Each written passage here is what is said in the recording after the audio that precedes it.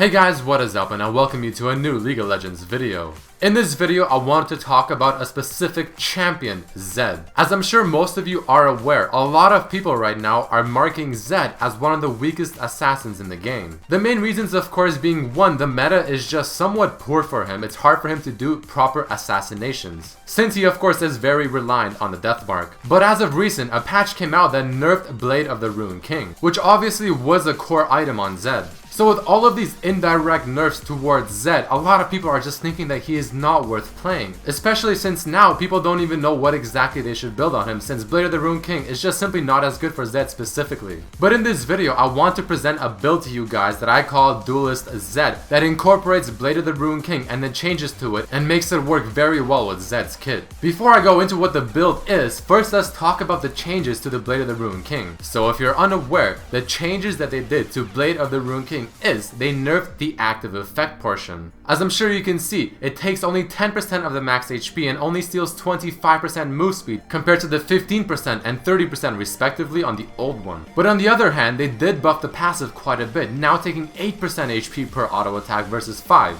But they did nerf the lifesteal down to 10% from 15. So as a quick TLDR, the changes made it so that people that rely on the auto attacking part of Blade of the Rune King got a huge buff. But people like Zed that primarily rely on the active effect of the item got hit pretty hard. So based on that, I decided to make a new build that still incorporates Blade of the Rune King. And like I said, people that rely on the auto attacking portion of Blade of the Rune King got a huge buff. So what I did was simply make Zed a duelist, someone that relies primarily on his auto attacks, not the assassination ability. For people that don't like Blade of the Rune King anymore or want a build that doesn't incorporate this item, I will release a video in the near future once I figure out a build that I'm happy with that does not incorporate Bork. But for the purposes of this video, here's my new build that incorporates the new Blade of the Rune King. So I still start off with a longsword and 3 pots, and I try my best to get the cutlass on my first back to base. Following the cutlass, I usually get a brutalizer next. However, if on my second back to base I have enough gold for Blade of the Rune King, I rush that instead. And then after the Blade of the Rune King, I would get the brutalizer. So far up to this point, this seems like a very standard Zed build. But this is where I begin to change it up in order to incorporate the new Blade of the Rune King.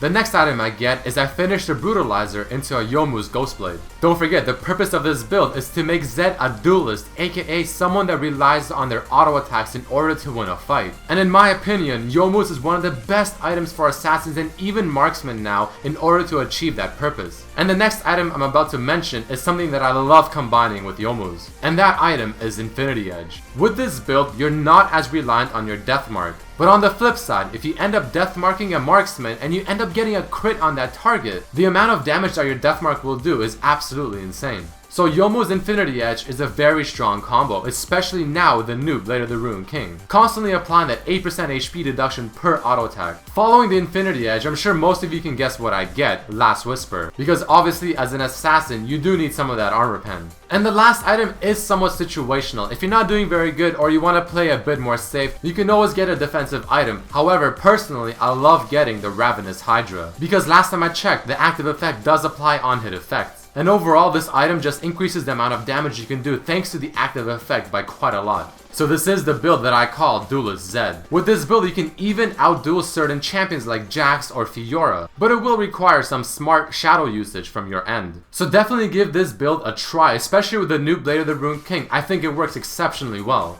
The amount of damage you will do, I promise, is going to be very surprising, especially when you take into account Zed's passive W, since that increases his AD by quite a bit. So again, this build is purposely trying to incorporate the new Blade of the Rune King and trying to make it work for the people that just love this item on Zed and still want to try and find a way to make it work, for instance like myself. As I mentioned earlier, if you do want to build with Zed that does not incorporate the new Blade of the Rune King because you just don't like it anymore or you never did, I am in the process of thinking of a build that does not incorporate it, so give me about a week or so and I will release another video talking about that build. And the purpose of that build is going to be to try and bring back the assassination style of Zed rather than this one, of course, the dueling type. So with all of that being said, I hope you guys enjoyed this video, learned something new, and that I potentially restored some faith within you for the Blade of the Rune King. So I want you guys to try out this build, tell me how it worked either in the comments of this video or you can tweet me at RedmercyLOL or on my Facebook fan page RedmercyLOL as well. I'm excited to see how you guys do. But again, I hope you guys enjoyed this video and I hope to see you next time. Peace.